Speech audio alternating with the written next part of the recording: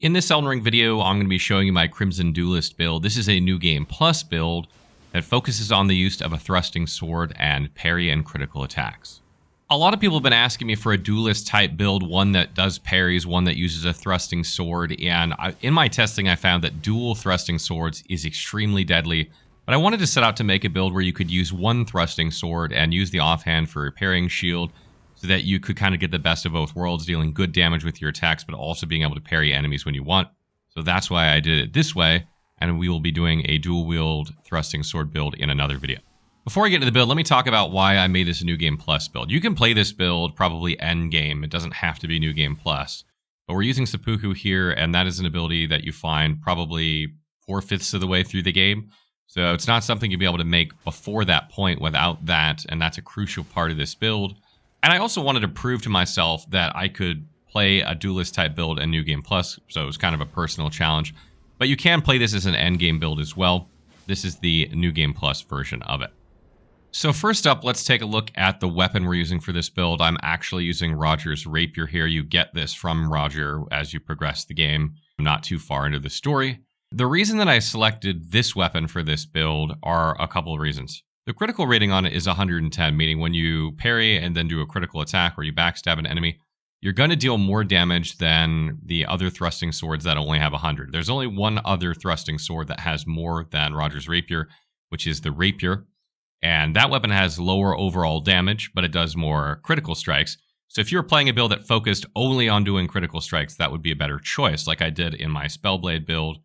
But in this one, we're going for a Duelist type build with rapid attacks and critical strikes, so I found that this is a better balance between the two. And the other reason that we use this weapon is because of its unique R2 that actually hits twice extremely quickly. And what this does is this allows you to build up, the talismans that reward you for attacking quickly, like Winged Sword Insignia and Millicent's Prosthesis, as well as the Thorny Crack tier. And it also builds up status effects so quickly. Because we're using seppuku, we're putting that bleed on our weapon. And when you hit with R2, usually it's one R2 press and something's bleeding and dead. It's incredibly deadly, and it absolutely punishes regular enemies and bosses. And for my small shield, I'm using the Man Serpent's magic shield here. This is just magic infused. It would otherwise be the Man Serpent's shield. It really isn't super important what small shield you use for this build. There are some with special effects on it, like the Ice Crest shield, etc. So you could use that if you want. But you really want to use a small shield for this build, and you want to put Carry and Retaliation on it, and I'll explain why. I haven't really discussed parrying before. I haven't really used it tremendously in my build, so I want to jump into the mechanics of parrying here, and let me explain a little bit why we're using a small shield with Carry and Retaliation on it. So for starters, there are a limited number of weapons and shields in the game that can parry, notably curved swords, thrusting swords, fist, claws, small shields, and medium shields can all parry.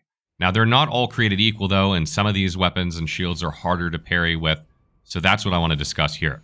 So small shields have a parry startup time of 9 frames. That's the amount of frames out of 60 it takes for the first animation to take place before the window becomes active for the parry to take place. That means that you can't just hit the parry button the second an attack comes your way and you parry. You have to anticipate it a little bit, and the larger that number, the more you have to anticipate it, and the less time you have to react. It also has 11 active frames, meaning that that's the amount of frames out of 60 where if the weapon connects anywhere in those 11 frames, it'll be considered a parry. So the bigger that number is, the more leeway you have with your timing and the easier it's going to be to parry. So small shields have 11 active frames and 9 startup, which is the best that you can have. With daggers, for instance, they have 11 startup frames and 9 active frames, meaning that you have to anticipate the attack a couple more frames before, and you have to be more precise with your parry timing because you have less frames for that parry to take place in. So they're not quite as good as a small shield.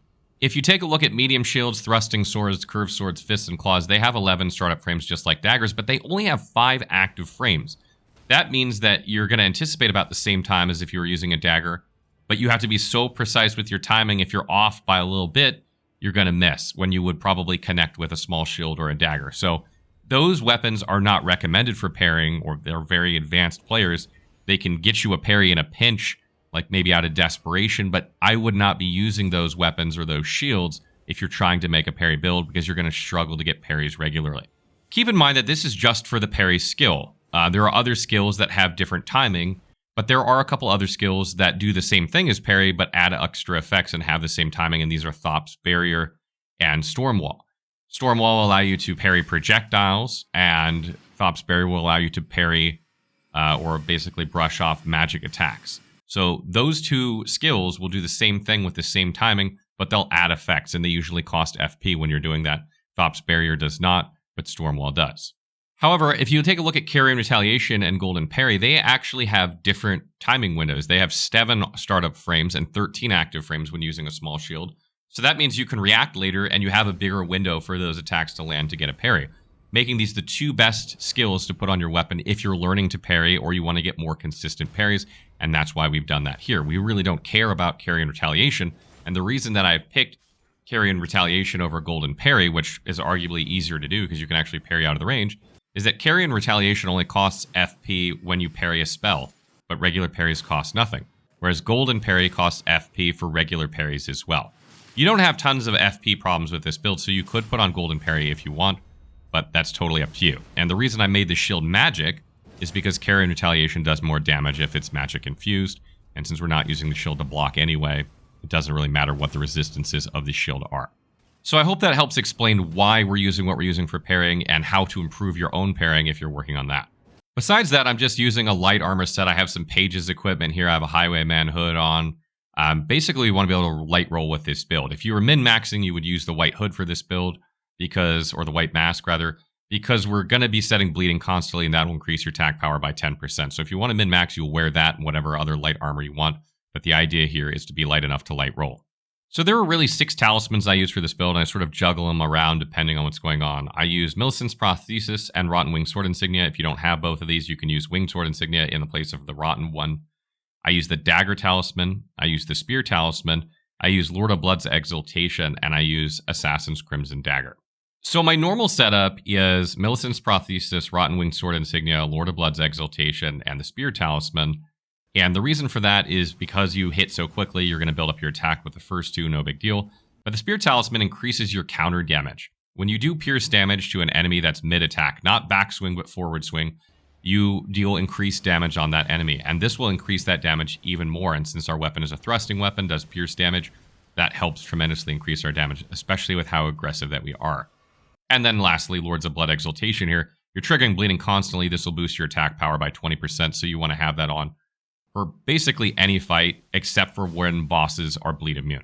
So when you get to enemies or bosses that are bleed immune, you're going to swap out Lord of Blood's Exaltation for something like the Dagger Talisman, and you're going to try and parry these enemies if you can, and that will help increase your damage. Another thing I like to do with bleed immune enemies besides this is swap my weapon skill from Seppuku to like Royal Knight's Resolve or something like that. Something that's going to boost your R2 damage or your charged R2 damage, allowing you to deal more damage. Staying on Seppuku is pretty much pointless. You can boost your damage a little bit with Seppuku, but it's not particularly great. And then lastly, Assassin's Crimson Dagger returns health when you do a critical strike. If you're learning to parry or you're not very good at parrying, this can be a way to replenish some health if you miss a parry.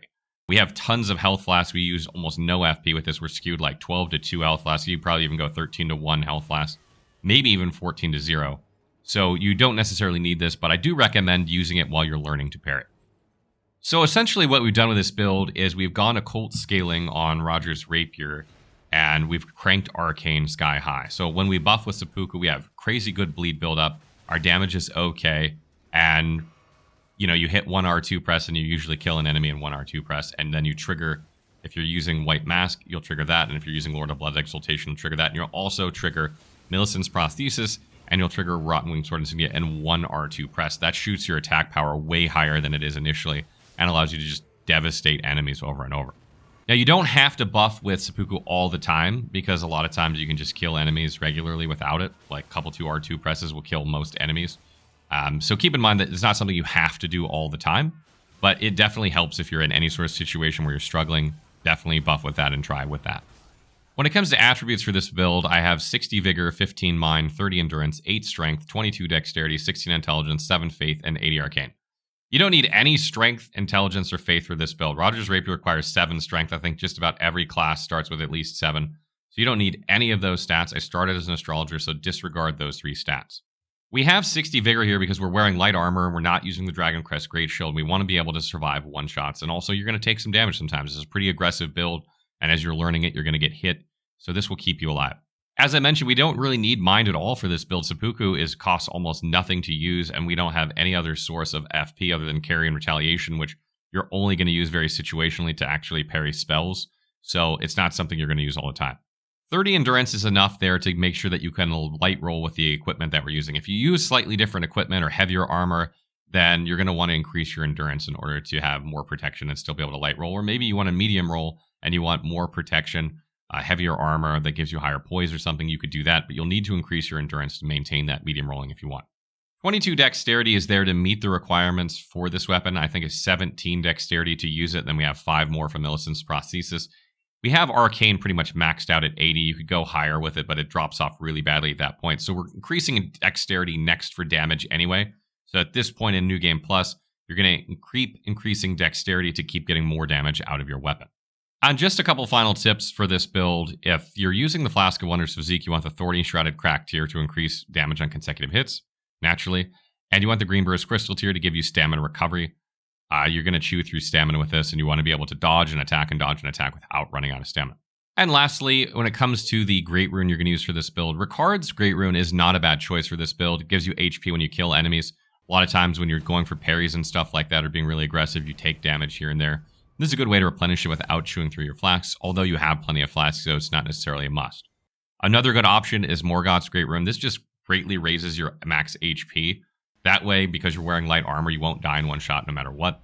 It's not a bad choice. You really don't need stats from Godric's, and you don't need FP and stamina from Radon. So there aren't all too many really great options for Great Runes here. You can just use none if you really want. Stay tuned for more Elden Ring builds and our next weapon video, which is Thrusting Swords Big Surprise. Let us know what else you want to see in the comments below.